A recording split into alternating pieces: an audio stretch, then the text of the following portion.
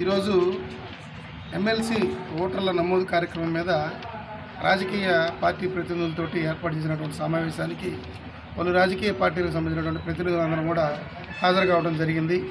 అయితే ఎమ్మెల్సీ గుంటూరు, కృష్ణా, పట్టభద్రుల నియోజకవర్గానికి సంబంధించినటువంటి ఈ ఓటర్ల నమోదు ప్రక్రియ మీద ఎన్నికల సంఘానికి సంబంధించినటువంటి అధికారులు కానివ్వండి, యంత్రాంగం కానివ్వండి, ఎక్కడా కూడా ఓటర్లను చైతన్యవంతం చేసేటువంటి ఏ కార్యక్రమం చేపట్టకపోవడం, దానికి సంబంధించినటువంటి ప్రక్రియ మీద పూర్తి అవగాహనని ఓటర్లకి వీళ్ళు తెలియపరచకపోవటం, ఆ తర్వాత పెట్టుకున్నటువంటి ఓట్ల మీద ఏదైతే దరఖాస్తులు ఉన్నాయో ఆ దరఖాస్తుల మీద వారికి సంబంధించినటువంటి బిఎల్ఓలు ఎవరైతే ఉన్నారో వాళ్ళకి సరైనటువంటి శిక్షణ లేకపోవటం, సదరు ఓట్లకు సంబంధించినటువంటి ఏవేవైతే డాక్యుమెంట్లు సబ్మిట్ చేయాలో వాటి మీద బిఎల్ఓలకే సరైనటువంటి అవగాహన లేకపోవడం వల్ల చాలా చోట్ల ఈ అప్లికెంట్స్ని ఈ బిఎల్ఓలు రకరకాల డాక్యుమెంట్స్ తెమ్మని చెప్పి ఇబ్బంది పెట్టడం, ఓటు ఒక చోటు ఉంటే ఆధార్ మరో చోటు ఉంటే ఓటు ఉన్న దగ్గర అప్లై చేసుకోండి అని చెప్పడం, కొంతమంది బిఎల్ఓలు ఆధార్ ఉన్న చోట అప్లై చేసుకోమని చెప్పుకోవడం.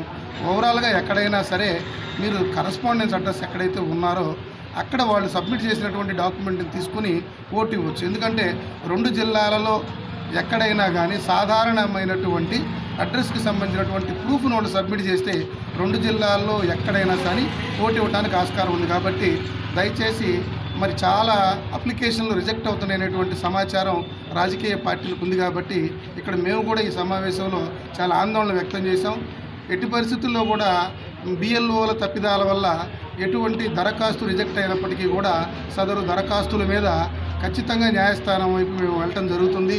కాబట్టి ప్రతి అప్లికేషన్ని కూడా మరి ఇటు చూస్తే అప్లికేషన్ల వ్యవహారం చూస్తే ఈ అసైన్డ్ చేసినప్పుడు మరి రూరల్ ప్రాంతంలో ఉన్నటువంటి దరఖాస్తులు వచ్చేసి పట్టణ ప్రాంతాలకు అసైన్ చేశారు, పట్టణ ప్రాంతాలకి సేమ్ డోర్ నెంబర్లు ఉన్నటువంటివి పల్లెటూళ్ళలో అసైన్ చేశారు.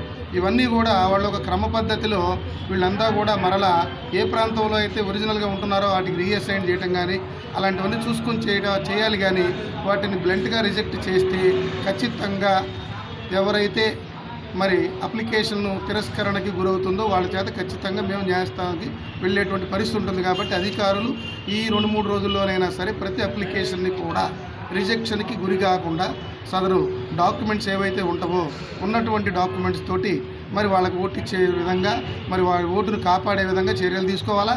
అట్లాగే గ్రాడ్యుయేషన్ చేసినటువంటి వాళ్ళకి ఓటు ఇస్తామన్నప్పుడు కొంతమంది పోస్ట్ గ్రాడ్యుయేట్ మరి దరఖాస్తుల్లో పోస్ట్ గ్రాడ్యుయేట్కి సంబంధించినటువంటి మరి ఆ యొక్క ప్రొవిజనల్ సర్టిఫికేట్ సబ్మిట్ చేస్తే పోస్ట్ గ్రాడ్యుయేట్ సంబంధించిన ప్రొవిజనల్ పెట్టారు. కాబట్టి ఈ యొక్క దరఖాస్తుని మేము తిరస్కరిస్తూ ఉంటాం.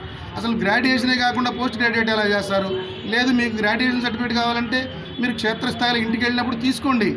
వాళ్ళ దగ్గర ఎవరైతే అప్లికెంట్ ఉంటారో వాళ్ళ దగ్గర గ్రాడ్యుయేషన్కి సంబంధించినటువంటిది ఆ యొక్క ప్రొవిజనల్ సర్టిఫికేట్ తీసుకోండి. అంతేగాని మీరు పోస్ట్ గ్రాడ్యుయేషన్ ప్రొవిజనల్ పెట్టారు కాబట్టి మేము ఎట్టి పరిస్థితుల్లో కూడా గ్రాడ్యుయేట్ ప్రొవిజనల్ పెట్టలేదు కాబట్టి రిజెక్షన్ చేస్తామంటే ఎట్టి పరిస్థితుల్లో కూడా ఒప్పుకునేటువంటి ప్రసక్తి లేదు. ఖచ్చితంగా ఈ ప్రక్రియలో ఎవరైతే తెలిసి తెలియక తప్పు చేసినప్పటికీ కూడా మేము తీసుకోబోయే చర్యలకు బాధ్యులు అవుతారు. కాబట్టి అప్లికేషన్లు సాధ్యమైన మేరకి మీరు తిరస్కరణకు గురి చేయవద్దు. వాటికి సంబంధించినటువంటి పూర్తి డాక్యుమెంటేషను మీకు ఫస్ట్ అవగాహన కోసం మీరు ఏఈఆర్ఓల దగ్గర తెలుసుకోండి. ఏఈఆర్ఓలు తెలియకపోతే ఆర్ఓకి తెలుసుకోండి.